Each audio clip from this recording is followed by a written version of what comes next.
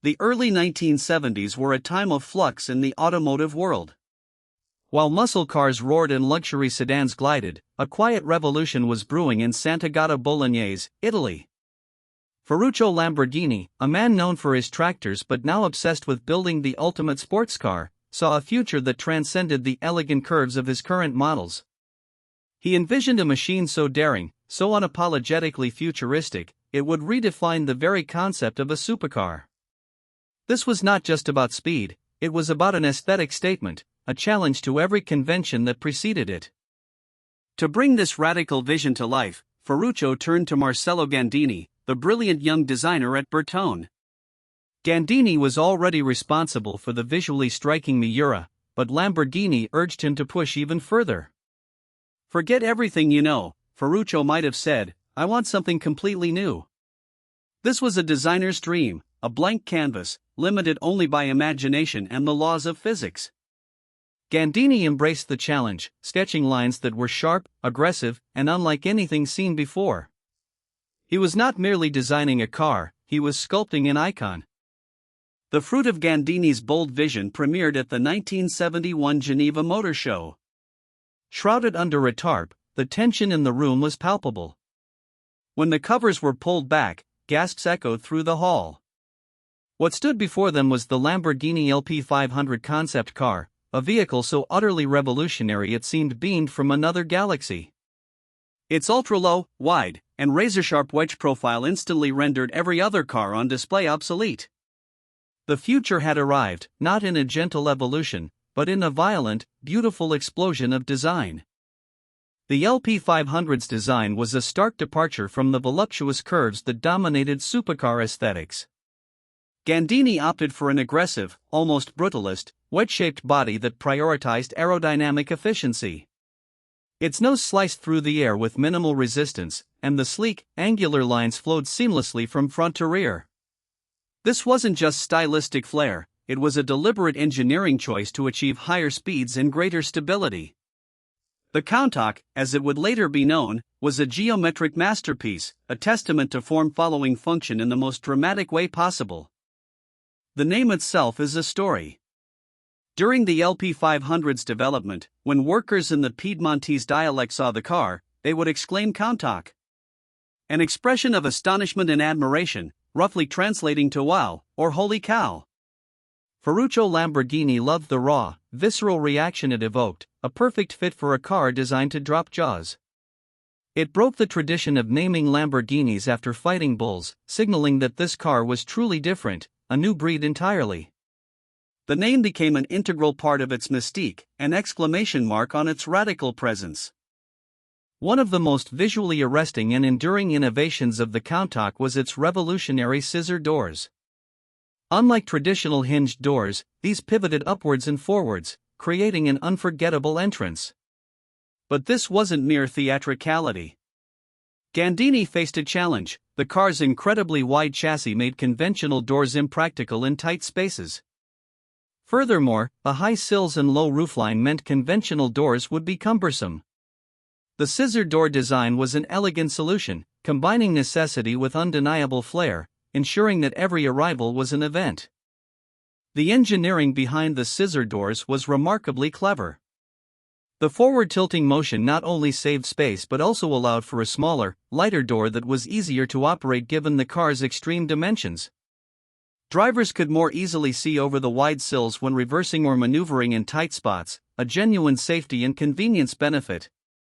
What began as a practical solution to a design problem evolved into one of the Countach's most defining characteristics and a visual signature that would be imitated by countless supercars for decades to come.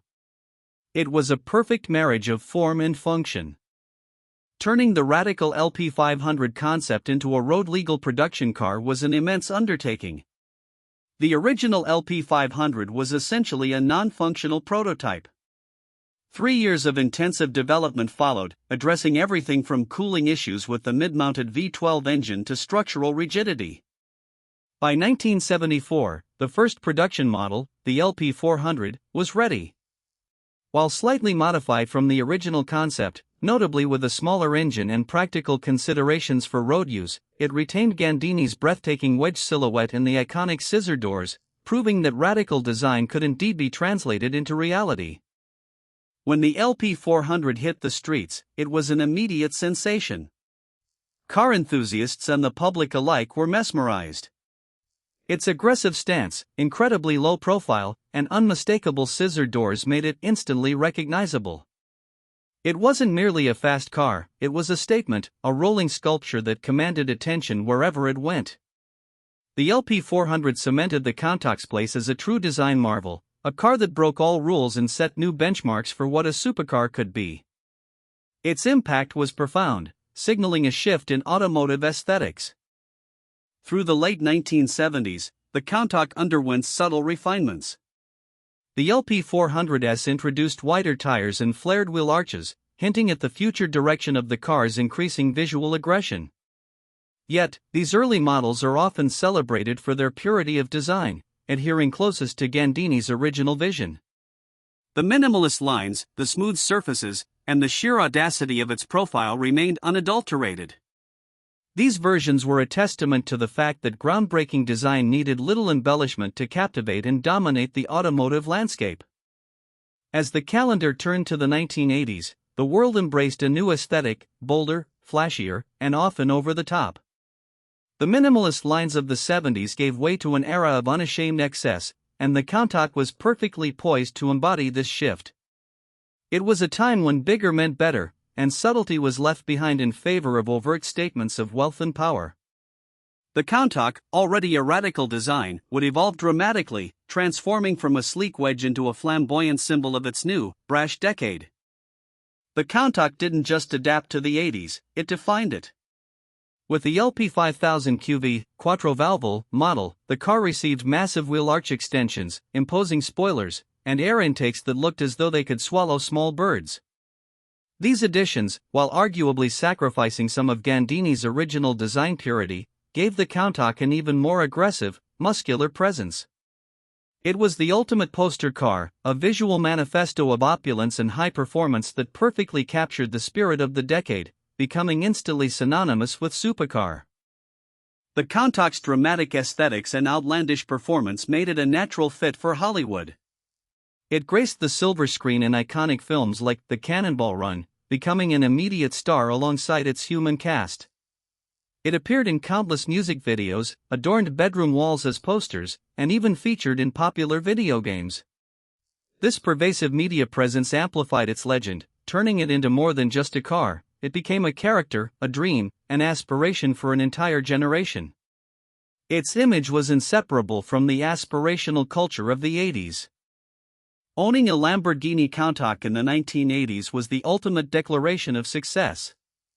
It wasn't just transportation, it was a bold, unmistakable flex.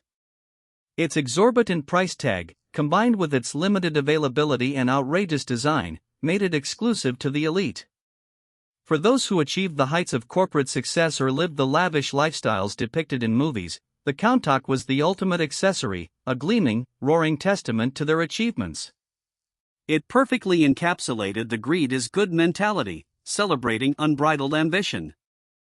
The Countach, with its angular lines, aggressive stance, and theatrical doors, was essentially the 1980s distilled into automotive form. It encapsulated the decade's optimism, its technological advancements, and its penchant for showmanship.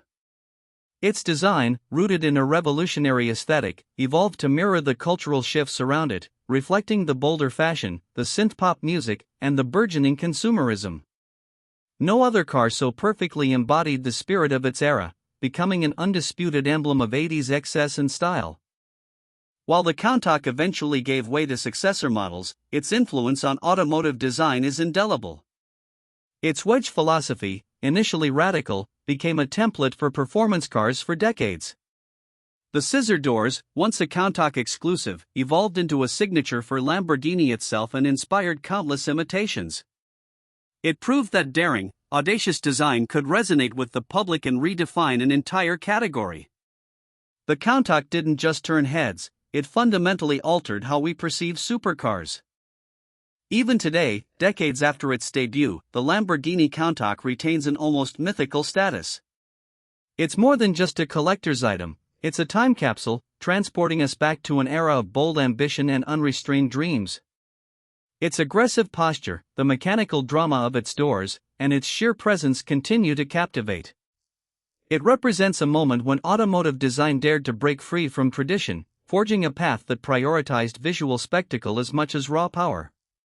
The Countach reminds us that true icons are born from courage and vision.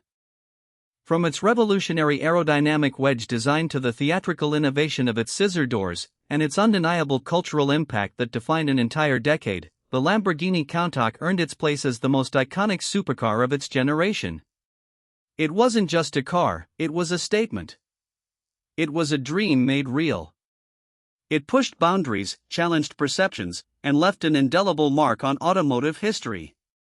The Countach remains a thrilling testament to human ingenuity and the enduring power of a bold vision.